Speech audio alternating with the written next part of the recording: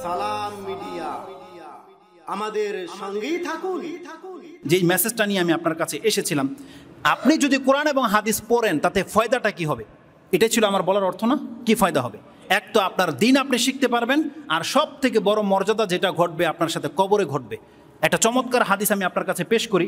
বারা ইবনে আযিব থেকে বর্ণনা করেছেন ইমাম আবু দাউদ, তার 35 নম্বর অধ্যায় কিতাবুস সুন্নাহ, তার কবরের হালাতের মধ্যে তিনি উল্লেখ করেছেন 4753 নম্বর হাদিস। এটা তাতে কি উল্লেখ করেছেন? এটা লম্বা হাদিস। তাতে রাসূলুল্লাহ সাল্লাল্লাহু আলাইহি ওয়াসাল্লাম বলেছেন, কবরে দুইজন ফেরেশতা আসবে, মালাকানে ফায়ুজলিসানে, তাকে বসানো হবে, ওই কবরবাসীকে বসানো হবে। তারপর তাকে জিজ্ঞাসা করা হবে, মান রব্বুক, তোমার রবকে? সে বলবে রব্বি আল্লাহ। বলবে আমা দিনুক, তোমার দিন কি? সে বলবে আমার দিন হচ্ছে ইসলাম।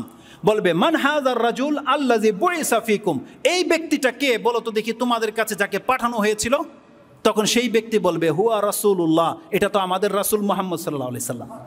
যেই ব্যক্তি কবর এটা বলতে পারবে, এই কথা আমরা সবাই জানি, কিন্তু জানেন কোন ব্যক্তি বলতে পারবে? এই হাদিসের মধ্যে সেই কথাটা আছে যেটা অধিকাংশ মানুষ হয়তো শুনেননি। একটা চমৎকার বাক্য। সেই ফেরেশতারা বলবে ওমা ইউদরিক, তুমি এটা কি করে জানতা বান্দা? কি করে জানতা? তুমি কি করে জানলে তোমার রব আল্লাহ? তুমি কি করে জানলে তোমার ধর্ম ইসলাম? তুমি কি করে জানলে মুহাম্মদ সাল্লাল্লাহু আলাইহি ওয়াসাল্লাম হচ্ছেন আল্লাহর রাসূল? তুমি আজকে বলো তুমি কি করে জানলে?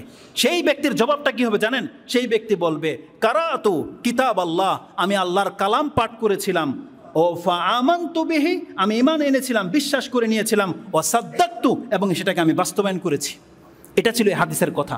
তার মানে যেই ব্যক্তি কোরআন পড়ে, কোরআন বিশ্বাস করে, কোরআনটাকে মেনে চলে, এই ব্যক্তি কাল কিয়ামতের মাঠে বলতে পারবে আমার রব আল্লাহ। সে আরবি জানুক আর নাই বা জানুক, সে জানুক আর নাই জানুক, সেই ব্যক্তি বলতে পারবে। এটা ছিল আজকে আমার মূল মেসেজ, যে আল্লাহর কালাম আমাদেরকে পাঠ করতে হবে। আল্লাহর কালাম রাসূলুল্লাহ সাল্লাল্লাহু আলাইহি ওয়াসাল্লামের সর্বশেষ হাদিস, যেটা বিদায় হজের খুতবাতেও রাসূলুল্লাহ বলেছিলেন এবং আমভাবে বলেছেন। রাসূলুল্লাহ বলছেন তারাকতু ফীকুম শাইআইনি লান তাদিল্লু মা তামাসসাকতুম বিহিমা, আমি তোমাদের কাছে দুইটা জিনিস রেখে দিয়ে চলে যাচ্ছি, আমার সময় শেষ।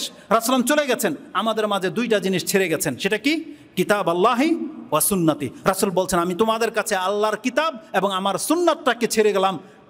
যেই ব্যক্তি এই দুইটাকে ধরে নেবে সেই ব্যক্তি কোনোদিন হালাক হবে না। রাসূলুল্লাহ বলছেন সেই ব্যক্তি কোনোদিন গোমরা হবে না, আর সেই ব্যক্তি কোনোদিন শাস্তিও পাবে না। সেটা হচ্ছে আল্লাহর কালাম এবং রাসূল সাল্লাল্লাহু আলাইহি ওয়াসাল্লামের আদর্শ। আলী রাদিয়াল্লাহু তাআলা থেকে একটা বর্ণনা এইভাবে আসছে, তোমরা তো এটাকে আল্লাহর কালাম জানো, কিতাব জানো, তুমি জানোই কিতাবটা কি?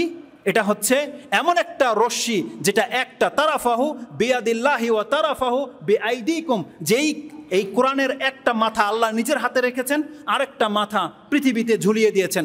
যেই ব্যক্তি ধরে নেবে সেই ব্যক্তি নাজাত পেয়ে যাবে। রাসূলুল্লাহ বলছেন সেই ব্যক্তি নাজাত পেয়ে যাবে, কারণ এটা হচ্ছে আল্লাহর রশ্মি, আল্লাহর লটকে দিয়েছে। আল্লাহ বলছেন যে নাজাত চায় সেজন্য এটাকে ধরে নেয়। আল্লাহ সুবহানাহু ওয়া তাআলা আমাদেরকে কোরআন এবং হাদিস নাজিল করে দিয়ে আমাদের কাছে রেখে গেছেন। বলছে তুমি যদি তোমার দ্বীনকে টিকাতে চাও, তুমি যদি প্রকৃত অর্থে মুসলিম হতে চাও, বান্দা তোমাকে কোরআন এবং হাদিসের চর্চা করতে হবে। কোরআন হাদিস বিহীন আপনি সালাত আদায় করেন, আপনার নামাজে ভুল হবে, এটাই স্বাভাবিক।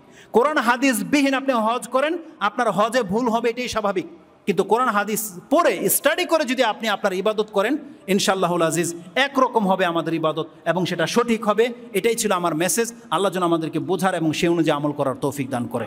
আকুলু লিকাউলি হাযা আস্তাগফিরুল্লাহ লি ওয়া লাকুম ওয়া লিসাইরিল মুসলিমিন ফাস্তাগফিরু ইন্নাহু হুয়াল গফুরুর রহিম।